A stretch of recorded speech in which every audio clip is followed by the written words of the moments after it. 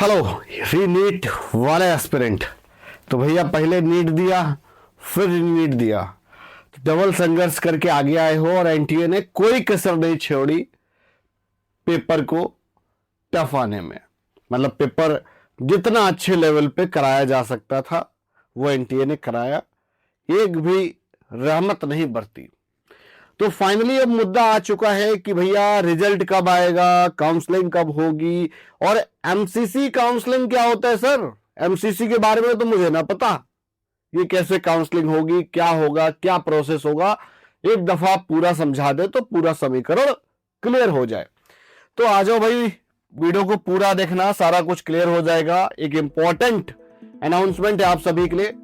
तो भाई career kick services Uttar Pradesh के अंदर बहुत जगह कर रहा है free counselling expo, free medical counselling expo.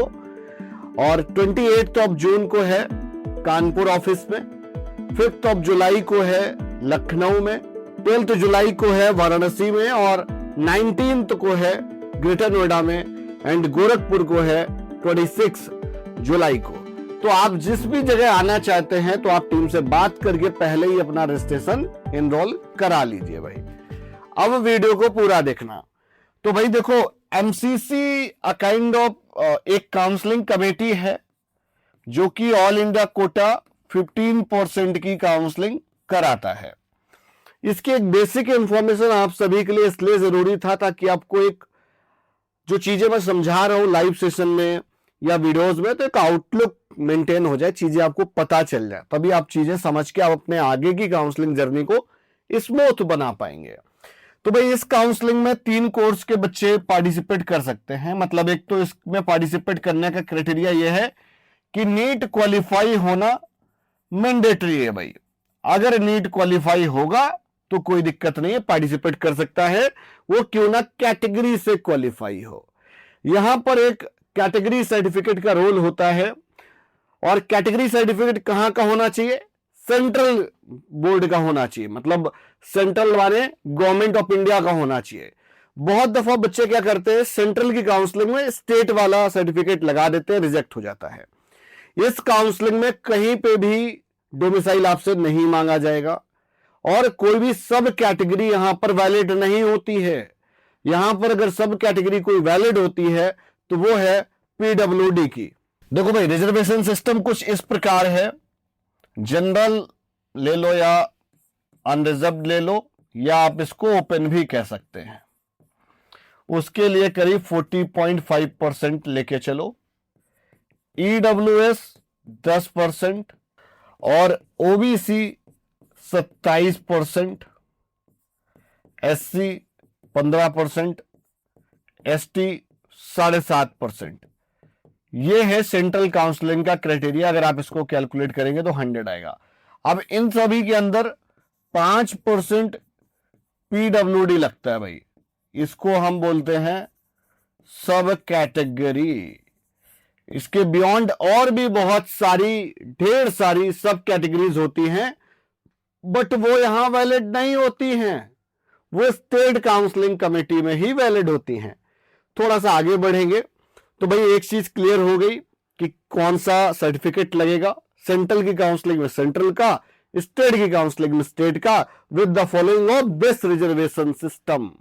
अच्छा, ये तो भैया जितनी भी सरकारी सीटें हैं, सरकारी सीट अगर कोई है जीएमसी की तो ये नियम उसके लिए था। अगर कोई डीम्ड है तो डीम्ड में सारी की सारी सीट्स ओपन रहती हैं। 100% जो डीम्ड का पार्टिसिपेशन है वहीं यहीं पे होता है। और एक एनआरआई कोटा होता है, तो बहुत जगह डीम्ड में आपको एनआरआई देखने को मिलेगा। सरकारी कॉलेजेस में भी कुछ जगह आपको एक कोटा होता है, सेंट्रल पूल कोटा, है ना। तो इसलिए बिल्कुल भी कंफ्यूजन मत लेना, मतलब डरना नहीं भाई। हाँ, अब आ जाओ भाई, यहां पर ऑल इंडिया कोटा 15% की हम बात कर रहे थे, और यहां पर जो रिजल्ट की एक एक्सपेक्टेड डेट बन रही है वो 18 से 25 जुलाई के बीच में बन रही है। एक्सपेक्टेड डेट किस चीज की भाई? ये एमसीसी काउंसलिंग की 15 से 20 अगस्त के बीच में इसका जो काउंसलिंग का एक अनाउंसमेंट है वो आ जाएगा। और फिर इस काउंसलिंग में करना क्या होगा भाई, mcc.nic.in पर जाकर रजिस्टर करना होता है। अपना जो एप्लीकेशन नंबर है और पासवर्ड वगैरह डाल के हम लॉगिन करेंगे, फॉर्मेलिटीज पूरा करेंगे, फॉर्म को फिल करेंगे। फॉर्म को फिल करने के बाद एक फॉर्म फीस जमा होती है, 1000 रुपए रहता है जनरल जनरल और जनरल ईडब्ल्यूएस के केस में, 500 रुपए रहते हैं अगर कोई रिजर्व्ड कैटेगरी है तो। सिक्योरिटी अमाउंट भाई अगर सरकारी कॉलेज के लिए है तो 10,000 रुपए का सिक्योरिटी फीस पे करना होता है, ठीक है। जीएमसी के लिए, जीएमसी मतलब गवर्नमेंट मेडिकल कॉलेज के लिए अगर कोई रिजर्व्ड है तो उसके लिए भैया 5,000 रुपए का हो जाता है, ठीक है। सिक्योरिटी अमाउंट 5,000 रुपए हो जाएगी और ये आधा हो जाएगा, मतलब 5500 हो जाएंगे, ऐसे 11,000 जमा करने पड़ रहे हैं। डीम्ड यूनिवर्सिटी के लिए अगर किसी बच्चे को चाहिए तो भाई 2 लाख रुपए का सिक्योरिटी अमाउंट डिपॉजिट करना पड़ेगा, 5,000 रुपए की एप्लीकेशन फॉर्म फीस जमा करनी पड़ेगी और 2,05,000 के डिपॉजिट करोगे तब जाकर आपके पास ऑप्शन खुलेगा भाई, किस चीज का, डीम्ड टू यूनिवर्सिटी का। और डीम्ड बढ़िया वाली है यार सारी, मिस मत कर देना। फिर आपको एक चॉइस फिलिंग करनी होती है और उसको लॉक करना होता है as per the duration of schedule. Provisional seat allotment आता है, फिर उसके बाद एक फाइनल लेटर डाउनलोड होता है और उस प्रोविजनल लेटर को डाउनलोड करके आपको अपने नोडल सेंटर जाना होता है। नोडल सेंटर मतलब फिजिकल रिपोर्टिंग करने के लिए जो भी अलॉटेड इंस्टीट्यूट होगा वहां पर आपको जाना होगा अगर आपको वो कॉलेज चाहिए। अदरवाइज अगर आपको सीट वो मिली है, आप उसको अपग्रेड करना चाह रहे हैं तो आप उसको ऑनलाइन अपग्रेड भी कर सकते हो। अब आगे के कैसे राउंड वाइज पूरी काउंसलिंग होती है, मतलब राउंड 1 से राउंड 2 में जाएगा, फिर 2 से 3 में जाएगा। अब इसमें अपग्रेडेशन का क्या प्रोसेस है, उसके लिए रूल्स गाइडलाइन का थोड़ा सा इंतजार करना पड़ेगा। बट लास्ट ईयर भाई ये तीनों कोर्स पार्टिसिपेट किए थे। कौन से, एमबीबीएस, बीडीएस और बीएससी नर्सिंग। ये जो मैंने डेटा लिया हुआ है ये सारा का सारा डेटा यार कहां से है, जो एमसीसी वाली वेबसाइट है वहां पर एक सेक्शन होता है पार्टिसिपेटिंग इंस्टीट्यूट लिस्ट, वहां से।